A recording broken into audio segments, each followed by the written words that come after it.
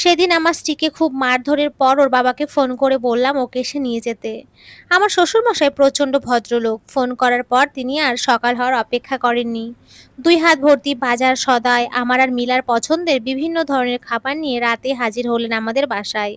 আমি যখন বাসায় ফিরলাম তখন ঘড়ির কাঁটা রাত 11টায়। ড্রয়িং রুমে পা রাখতেই আমি কিছুটা অবাক হলাম, বাসায় এলাহি আয়োজন। আমার শ্বশুরমশাই সোফার উপরে আয়েশি ভঙ্গিতে বসে আছেন। টি টেবিলের উপরে হরেক রকমের নাস্তা সাজানো।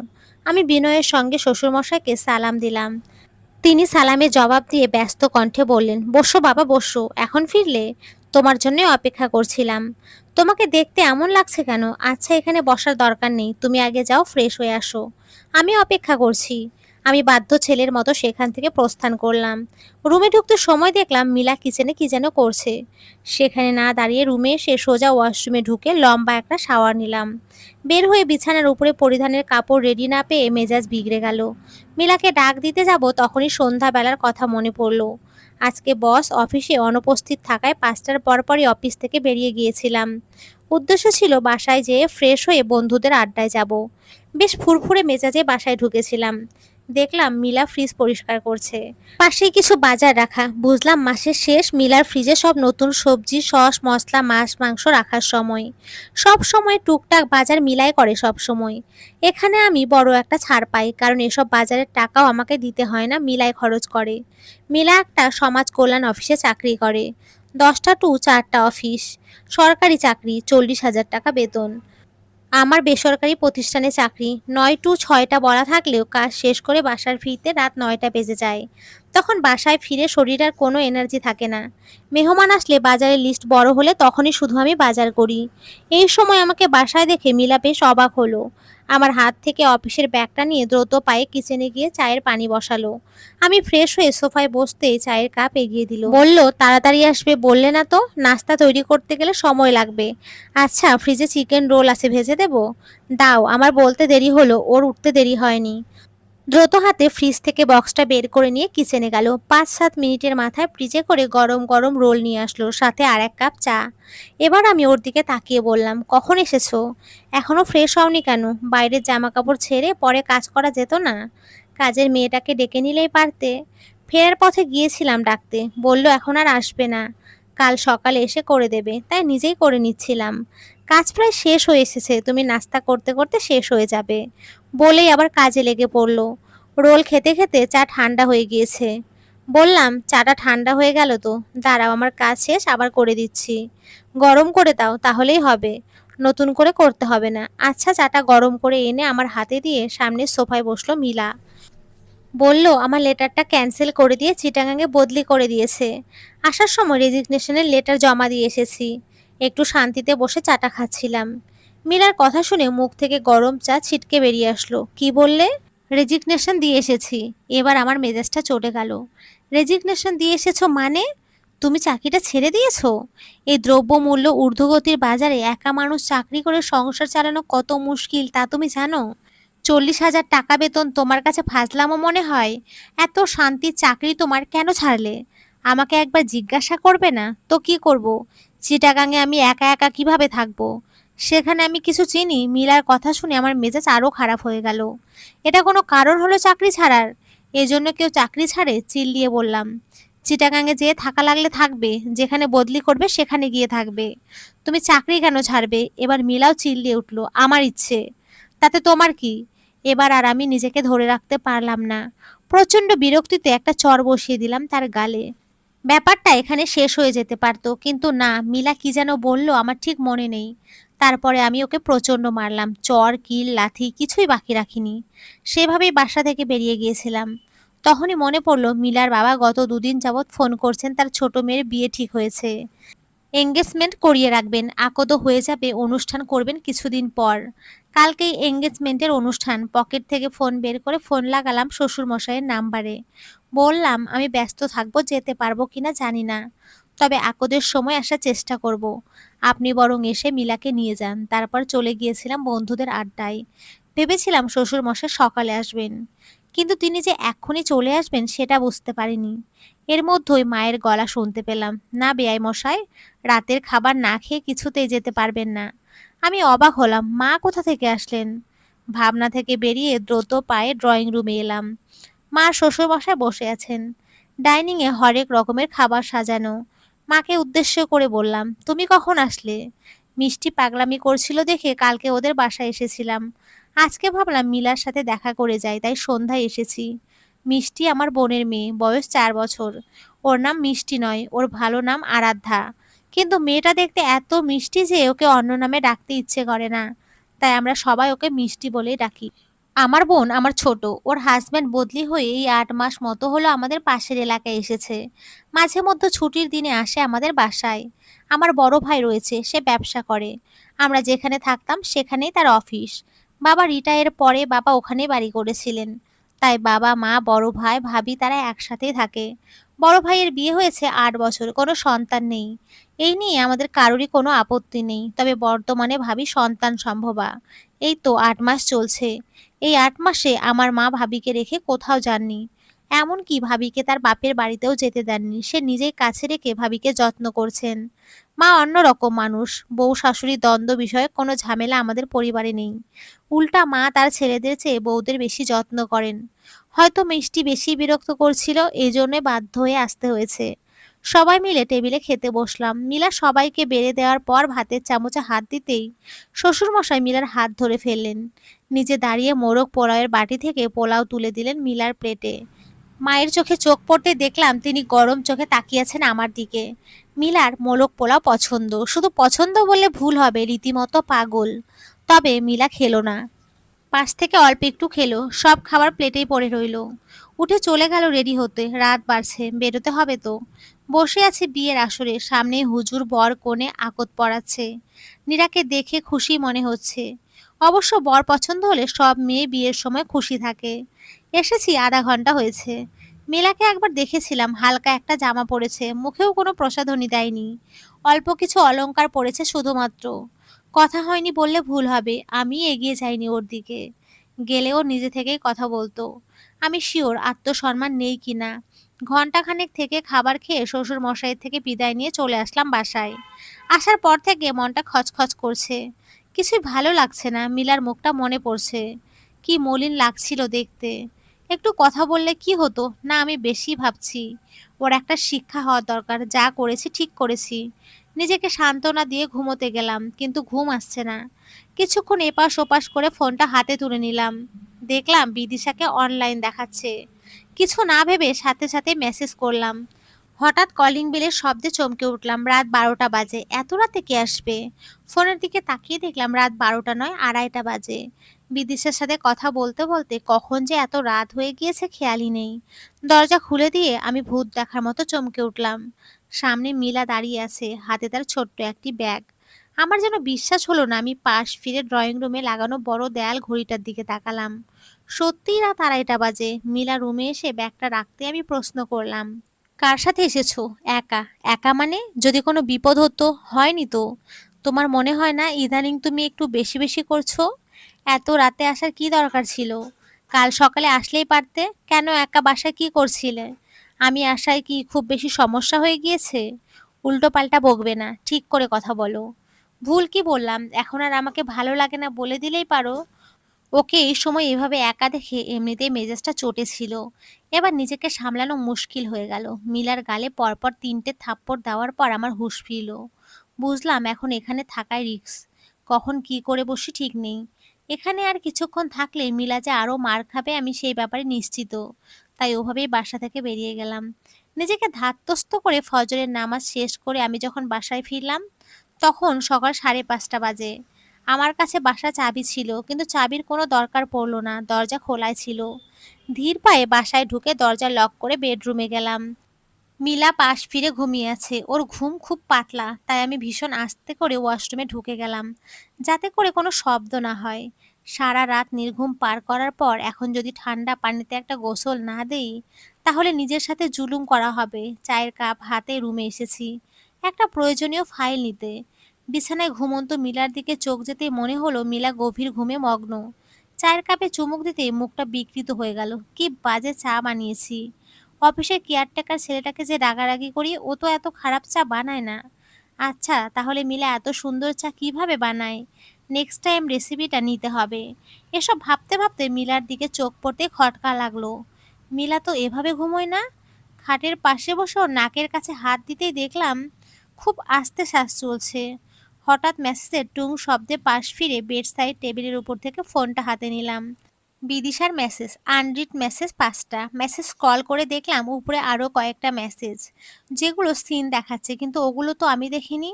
তখনই আমার মনে পড়লো রাগ করে বেরোনোর সময় ফোনটা সাথে নেওয়া হয়নি, বাসায় ছিল। তবে কি মিলা? না না। ফোনটা বেড সাইড টেবিলে রাখতে গিয়ে দেখলাম একটা খালি ওষুধের পাতা। নামটা পড়তে আমি আতঙ্কিত হলাম, এ তো ঘুমের ওষুধ। সেবার প্রচণ্ড জ্বরের পর ঘুম হতো না, তখন ডাক্তার দিয়েছিল। দুটো খাওয়ার পর আমি ঘুমের তোড়ে চোখ খুলতেই পারছিলাম না।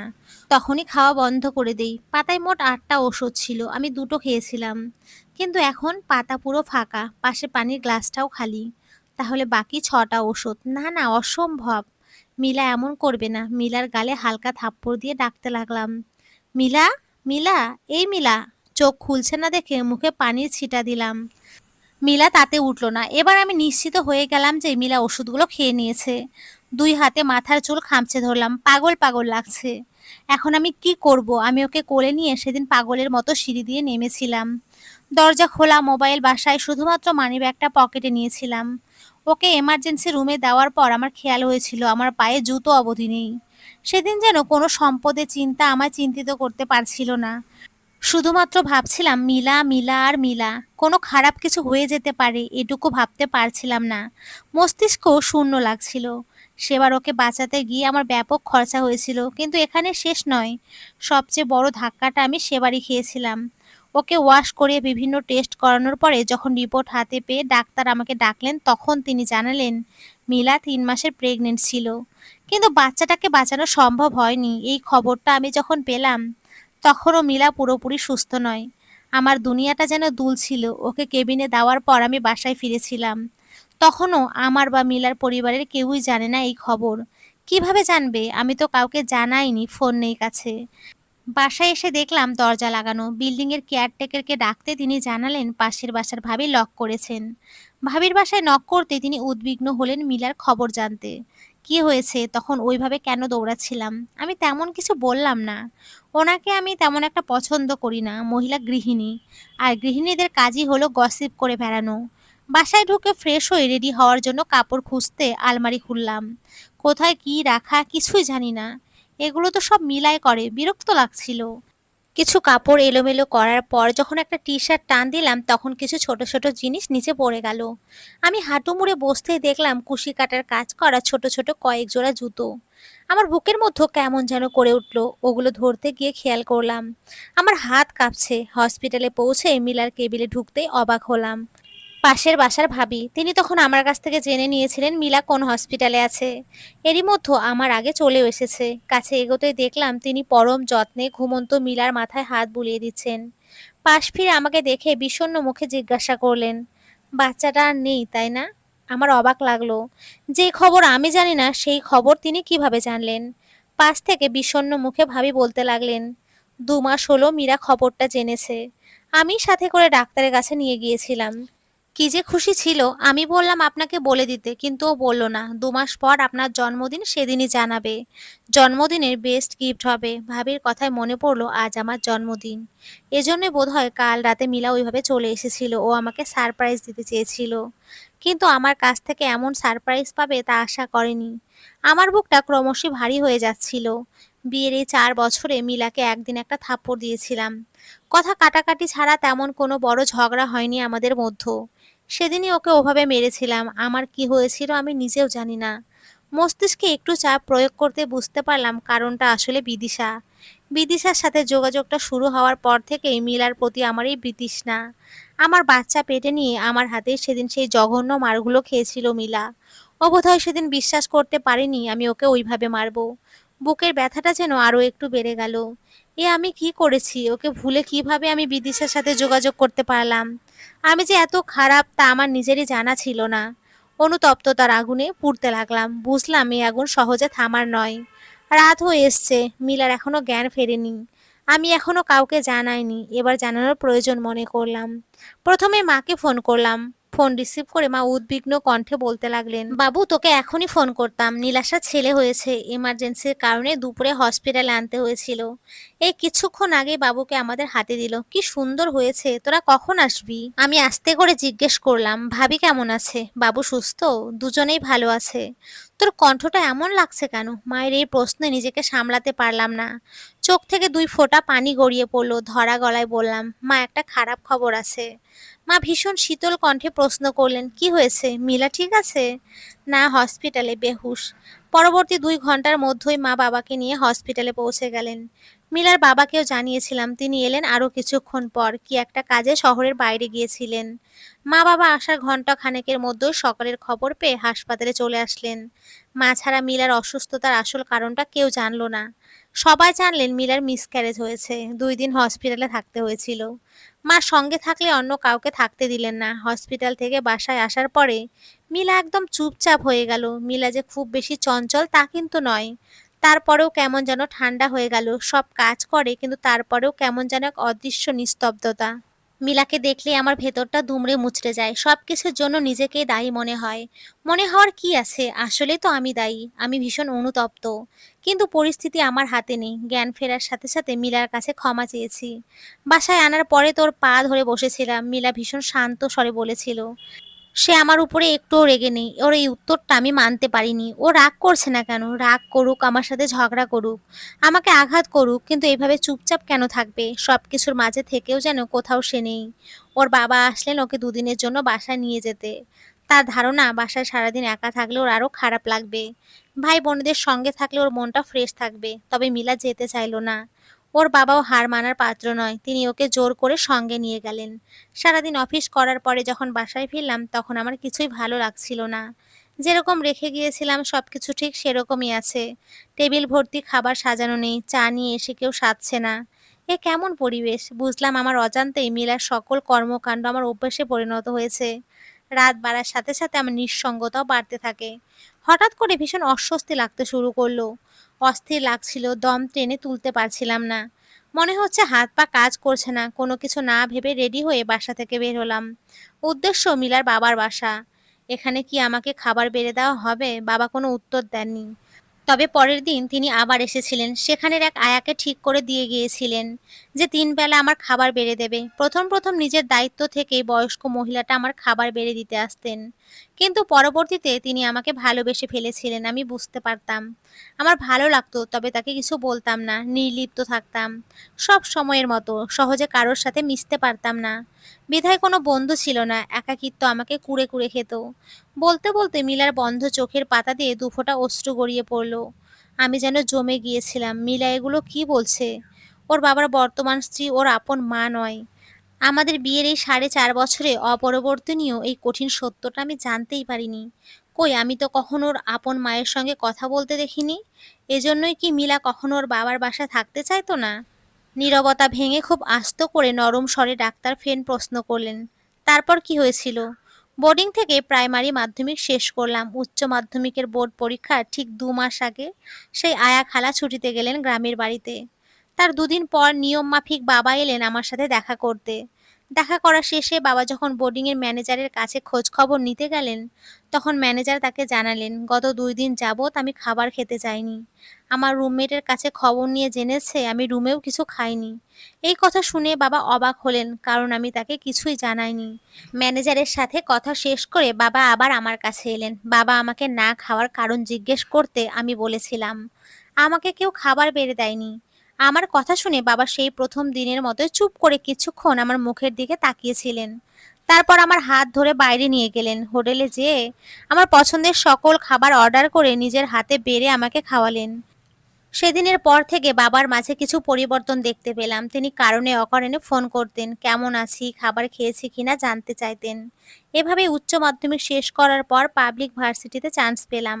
গার্লস হোস্টেলে থাকতে শুরু করলাম। ততদিনে মায়ের সাথে যোগাযোগটা অনেক হালকা হয়ে গিয়েছে। তবে তার গিফট পাঠানো কিন্তু বন্ধ হয়নি। নিয়ম করে বছরে একবার দামি প্রসাধনীর সাথে আমার অ্যাকাউন্টে কিছু টাকা পাঠাতেন। নিঃসঙ্গ আমার জীবনে ভার্সিটির ফার্স্ট ইয়ারের কিছু বন্ধু জুটলো। ওদের সকলের সঙ্গে সময়টা আমার ভালোই কাটছিল। ৯ জনের বন্ধু গ্রুপের ৫ জনই ছিল ছেলে। তার মধ্যে ৩ জন আমাকে প্রেমের প্রস্তাব দিয়েছিল। একজন প্রকাশ্যই সবসময় বলতে থাকতো ভালোবাসি, ভালোবাসি।